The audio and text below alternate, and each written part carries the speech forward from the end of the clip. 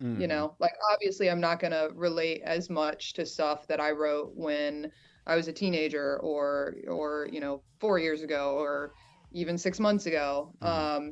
Especially with like the way that we have to promote music now with like making reels and TikToks and blah blah blah. Like I want to still relate to the song when I'm making that stuff. Mm-hmm.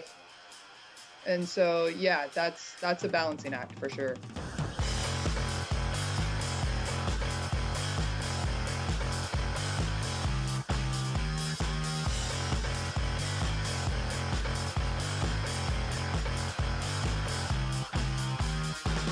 Welcome, everybody, to Casting for Two, the podcast, as always, hosted by me, Chris. Welcome, everybody, to episode number 508, special episode for you all today. I have a wonderful guest lined up, of course, but however you're listening to this uh, program, this episode on whatever streaming service you use, feel free to leave me a little review. Let me know what you think. Or the socials at Casting for Two. More partial to Instagram, though. And of course, castingfor2.com, where you can find all the links to all that, the streaming services, even the pod merch shop. It's all there, castingfor2.com. My guest today is somebody who's part of a group that make up the band Crooked Teeth. I'm talking about Emma Oakley is on the podcast today, and Crooked Teeth has a new song literally out that came out this morning that you all should check it out. Drink Bleach, but they're an awesome rock band similar to like Paramore or Blink 182, and just had a lot. I had a lot of fun chatting with Emma. Super cool, super down to earth. But you know what? I gotta stop talking because we gotta get into the episode. All right. So everybody, sit back, relax, and Emma, take it away. How's your day going so far? I know it's the morning time for you. Have you started your day, or are you just kind of easing into it? We're easing into it. I'm in San Francisco Mm-hmm. for the week with Tyson. We are playing a show on Thursday, and our drummer is flying in this evening. Mm. So yeah, we were just kind of mulling around this morning and um I don't know, taking it easy. So I had this planned, so Mm. not too much to like get up and do in the morning before 11:30, you know. Yeah, no, I totally get that, and yeah, I mean, I'm located in Texas, so it's one my time, 1:30, and just kind of I'm just starting my day. It's just I didn't sleep well last night, and I was just like, you know what, I'm gonna stay in bed for as long as I can. So Yeah, I have those days for sure. yeah, and it's my fault because the bed is comfortable, and I feel like I don't know I need to replace it with just like boxes or cardboard boxes or something like that. So I'm just like, but yeah, yeah. I mean, take advantage of your comfort. Well, okay, so yeah. Good for you. Well, at one point, when I didn't have, I had started editing the podcast on a Mac, and then the Mac died, and all I had was a laptop, and I used to edit in bed. I used to do interviews in bed. I'm like, you know what? I'm going all bed, and it was fun and it was great. But after a certain point, I said I can't do this anymore because I'm getting way too comfortable. So, Sure. so, so I had to switch it up to a desktop because I feel like desktops to me equal work. But as far as writing music and things like that, is there a certain kind of headspace you have to be in, or anything like that? Mm, I mean, actually, no, it's really bizarre for me. I will write stuff like anywhere. Hmm. Oftentimes in my car. Okay. But it really depends. Like I mean, when Crooked Teeth is writing stuff, sometimes I sit down and like force myself to write something.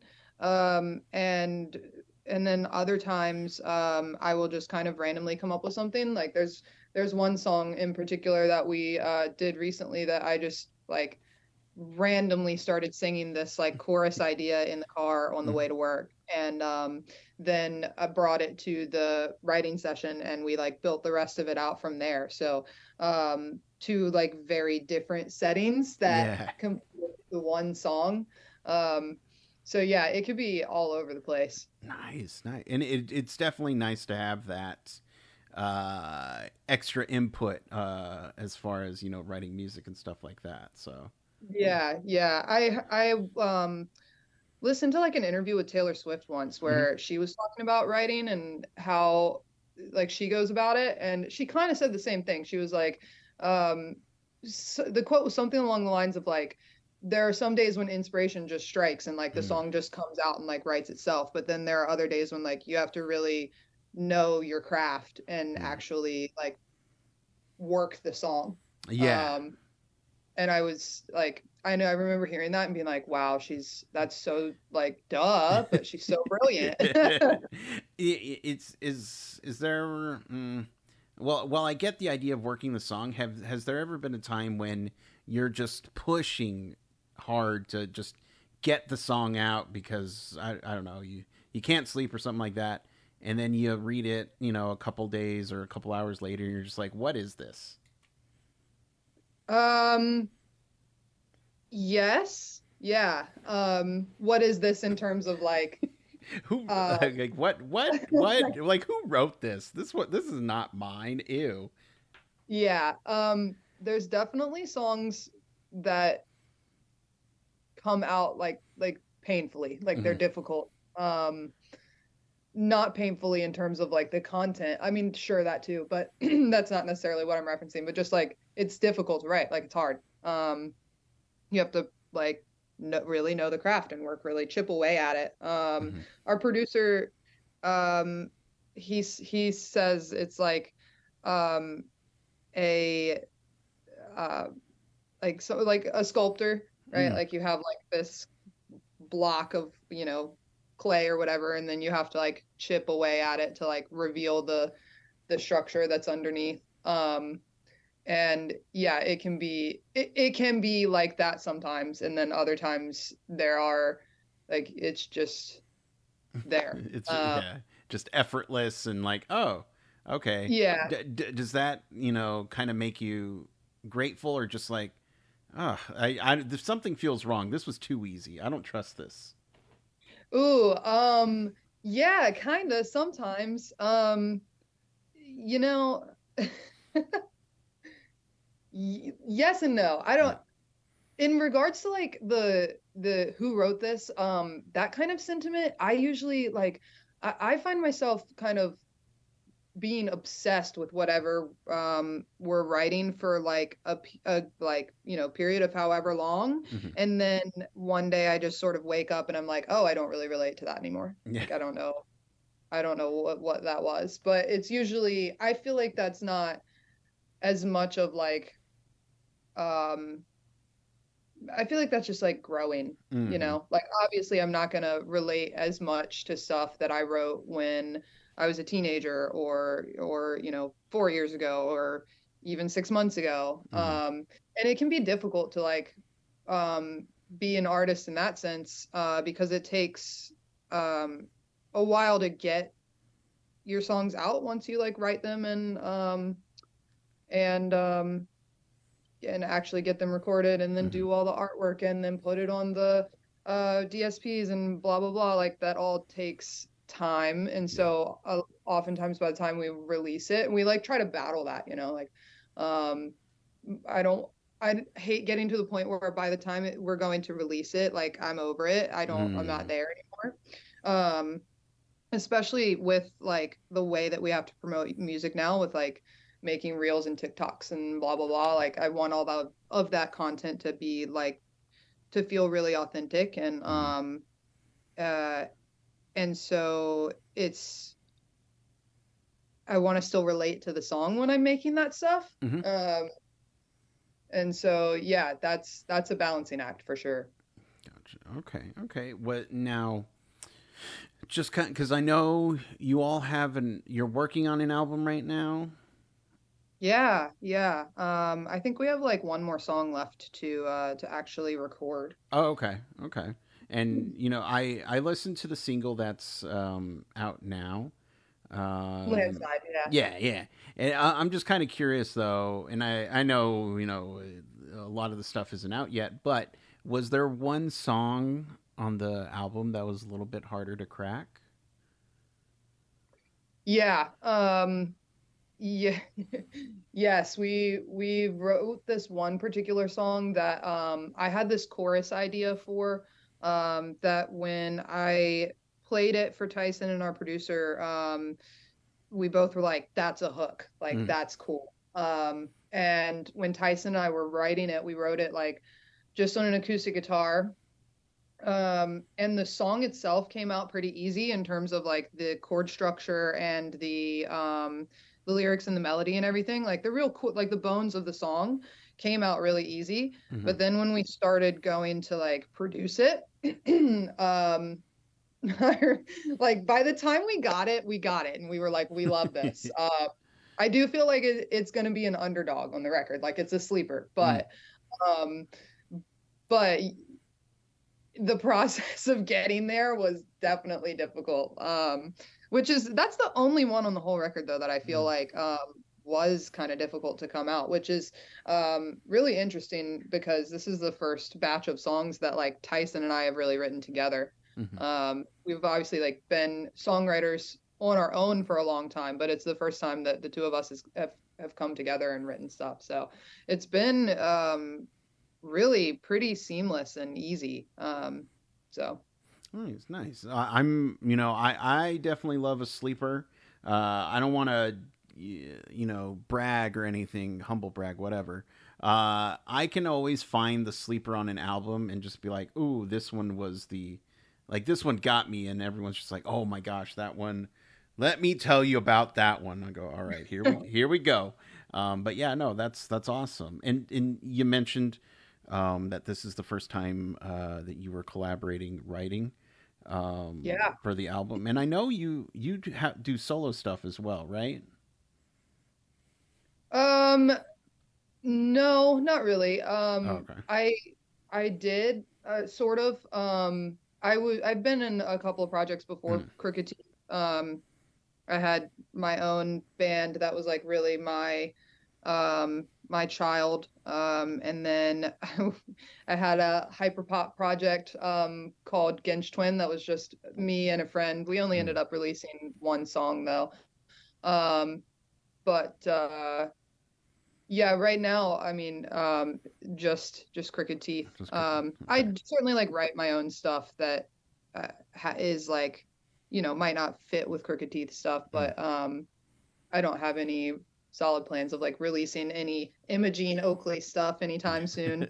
Yeah. Well, I was just gonna ask. Is there, after having a collaborative writing experience, is it hard to go back to like, okay, well, I just got to be by myself now, or you come up with something by Yeah, myself? yeah. I love writing with other people. Mm-hmm. A lot of people don't. Mm, Uh, I love writing with other people. I oftentimes find myself like stuck in a song.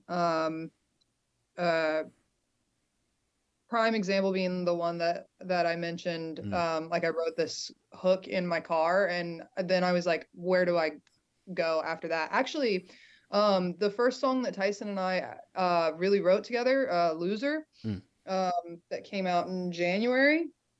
That's a prime one where like he hit me up and was like, let's do this writing session. And I was like, okay, cool. And he's like, we really want to write like a rock song. yeah. And I was like, and he's kind of describing some things, and I was like, okay, sick. Like I have a couple riffs. And I showed him this one that I wrote like, geez, man, maybe like 6 years ago. And it's Mm-hmm. just this cool um when I wrote it, I was obsessed with like Smashing Pumpkins and My Bloody Valentine and Yeah. um heavier, grungier garagier kind of stuff. And so I was like, dude, I love this riff. When I wrote it, I was like, this is money. But I've never been able to make it like go anywhere. Mm. Um, and I showed it to him and he's like, this is sick. I can already hear like where the pre-chorus is gonna go. And that's how that song started and like came about. And it's crazy to me because that ended up like we did a music video that ended up going on MTV. Mm. Um, and I was like, dude, like 19-year-old me, like that was obsessed with like Kevin Shields and like just bought my first Jazz Master and wrote this riff. Did not know that this song was gonna end up like this. Um, and so yeah, I love collaborating for for that sense. There are some times when it's difficult, of course, like you don't always see each other's vision and Mm. it can be hard to like communicate, um, but for the most part, I think I really enjoy it because I find myself like that all the time where I'm like I have these couple ideas that I know are like I know are there. I know they're really good. But I just don't know like I get like in my own feedback Yeah. loop. Yeah, it just needs that little extra push. Yeah. Somebody, not pushing you off the cliff, but just giving it a push. Like, hey, let's get this car up this hill together. Yeah. Yeah. Nice. Okay. And one thing that I like to talk about, especially with the past couple of years being the way that they were, and with you guys working out this new album, was a lot of the album kind of toyed with during the pandemic, or is this before, after, anything like that? Yeah, no, actually, so the way Crooked Teeth kind of came about is it was Tyson's like solo project Hmm. for a while and right shortly after like things started to lift from the pandemic, he reached out to Jason and I that actually lived on the other side of the country at the time, Hmm. and just kind of hired us as like freelance, like hired guns to play some shows. And we spent about a year together touring in a minivan doing that.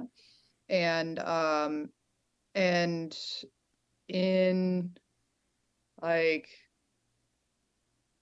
the winter of 2022, Hmm. I want to say like November, December, maybe, maybe before that, um, he just kind of was like, "Do you guys want to like make this an actual band? Like, you guys want to not be freelancers anymore? Like, can we do this thing for real?" And and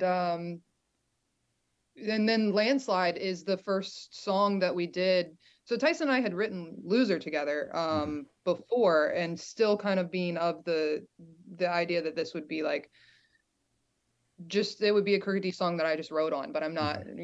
necessarily in the band. And then Landslide was the first song where we were like, all right, like let's try this out. He'd like pitched the idea to me, like, will you sing on it? And I was like, yeah, cool. Like let's sing on it and then see how it goes, see how we Yeah. feel. And after we did it, I was like, this is awesome. Let's actually do it. And so the album we've written in the last like couple months. Mm. I guess we started. I think we did it. We did the majority of it in like a 10. It was like 10 or 14 days that we just like booked something like that we booked with our producer, Okay. and we'd had like bits and pieces of songs that we'd started on our own, and then we brought them in and just like wrote and recorded the rest of the album. Actually, like I think we have one more song to do, like I said, but Mhm. that we just ran out of time to do in that initial time frame. Um, but yeah, it's all like very fresh, which is great because again, Yeah. like I was saying, like I really hate to get to the point where I'm like disconnected from a song before we release it. Right. Right. Yeah. And yeah, I know you were talking about that earlier, and the thing that always comes to mind is just Like, I know Outcast Andre 3000.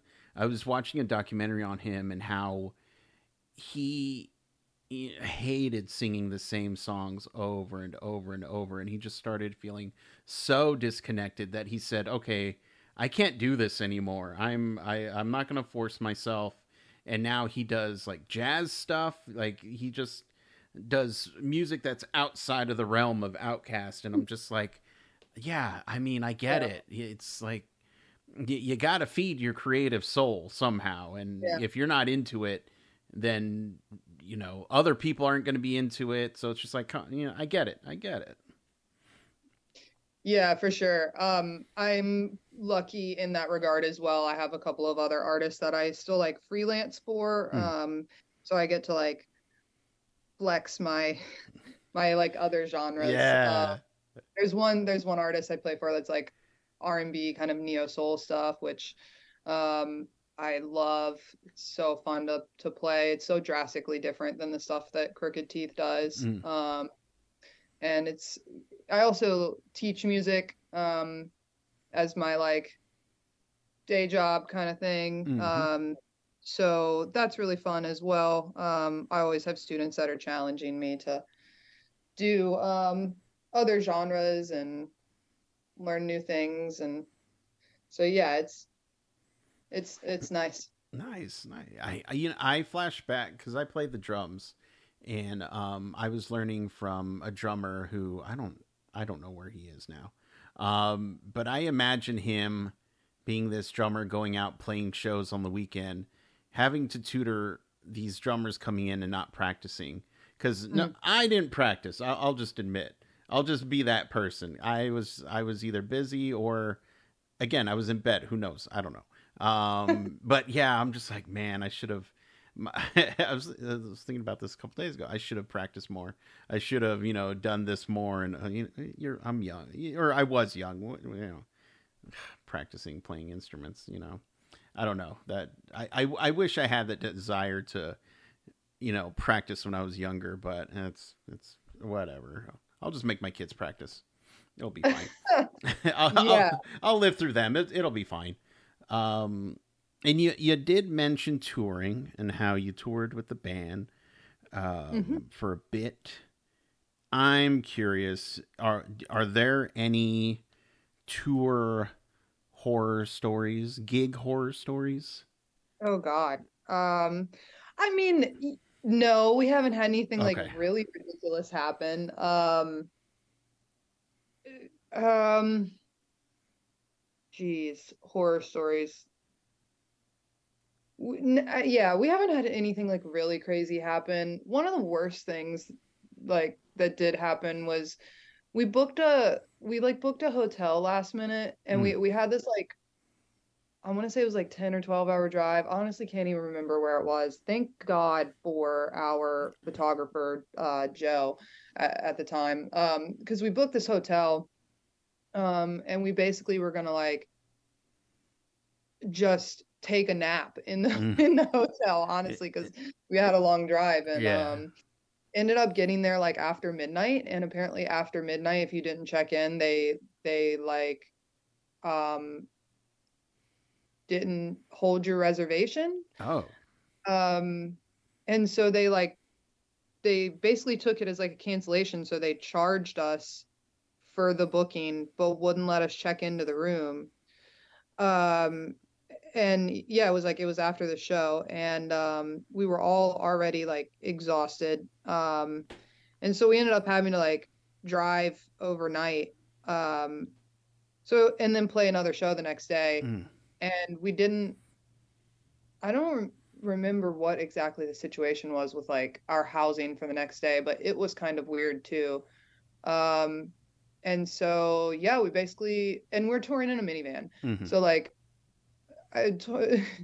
touring vans that may potentially hear this would probably be like overnight drive, like duh, that's part of touring. But we're touring in a minivan and we already hadn't slept, and yeah, so like in a in a minivan, there's nowhere to like we have to sleep sitting up. Yeah. Um, Yeah. so it was just miserable.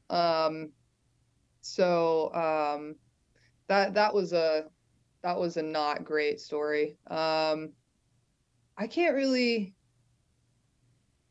particularly with Crooked Teeth, I can't really think of any like other crazy like horror stories. Hmm. We've been very fortunate, honestly. Um, yeah. Okay. Well, again, I hope the fortune continues and that nothing ever bad happens. I uh, I'll send neck pillows or something. I saw people, instead of putting it in the back, they put it in the front so that their head goes down and they're still sitting straight. I don't know. I just thought that was interesting.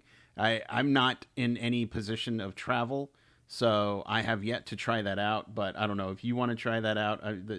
Anyone in the Yeah. band, hopefully not the driver. Yeah, totally up for grabs. Um, but and then my last question that I love to ask, and no right or wrong answers. I'm just curious, what makes a perfect song to you, in your opinion? Oh, wow.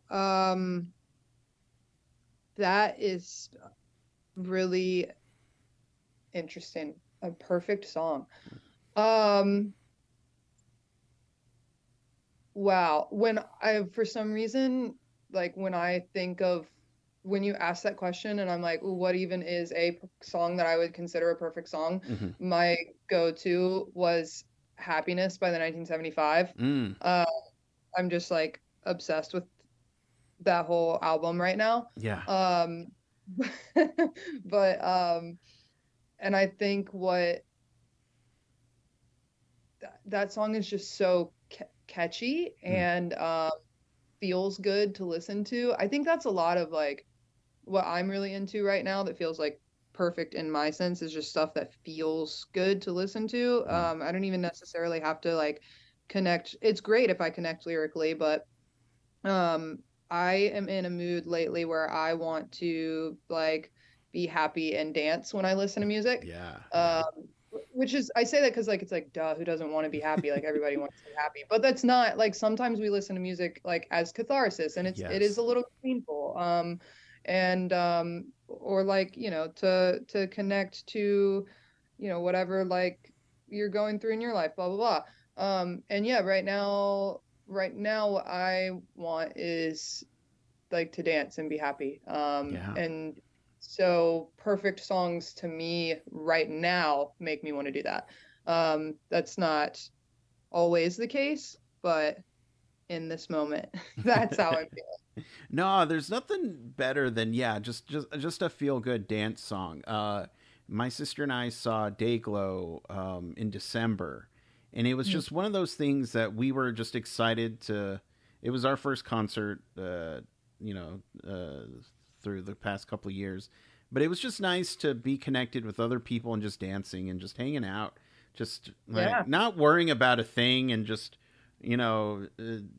Who cares how you're dancing? We're dancing to Funky Town. It doesn't matter. Who cares? Let's just go. yeah. So I get it. I get it. And I love that. Um, I think it's hilarious that I say that, and then I'm I'm in cricket teeth, which is very like not fancy at all. ah, But I guess when I'm writing a song, I much more I like to write stuff that's like lyrically clever and melodically catchy, and I just love like playing and writing rock music. mm. So I guess that's a bit different than like what I am enjoying consuming right now, but Who knows? You don't know if it inspires, what you're writing or things like that. There could be that placebo effect where it just kind of happens. oh, that's true. There are definitely moments on our, like specifically in guitar riffs on our record where I'd play something and then Tyson or our producer would be like, that sounds like the 1975. And it absolutely does not sound like it in the context of our music, Yeah. but like riff by itself, yeah, for sure. There's one riff that I straight up ripped from oh man, I'm in love with you. Oh. It's so similar. I mean, it's not an exact rip, but like the shape of the chords and stuff, yeah, it's so similar. Don't worry. Does not sound like it in the Yeah, yeah. song, No, I won't tell anybody. Don't worry. Yeah, it's different. Don't worry. but No worries. It's like yeah, no. And so for the people at home who would like to keep up with you, the band, when the album comes out, just in general, where can they follow you online? so all of our socials are either Crooked Teeth Rock or Crooked Teeth CA for California. Um, I think they're mostly Crooked Teeth Rock. Instagram is Crooked Teeth Rock. And then yeah, all of our music is up on all the normal DSPs, Apple Music, Spotify, Pandora, etc. Um, yeah. Perfect, perfect. Emma, thank you so much for chatting with me. If you, anytime you want to come back, you have an open invitation. Oh, Um, awesome. Thank you so much. of course, but I'll let you go. Get your day started. You know, I hope the gig goes well, and you continue to stay safe and healthy. All right. Thanks. Thank you so much. I hope you have a wonderful rest of your day, potentially in bed as well. Oh, I was gonna say I'm going right to bed. Here we go. No. But have a good one. All right. Bye bye. Bye bye.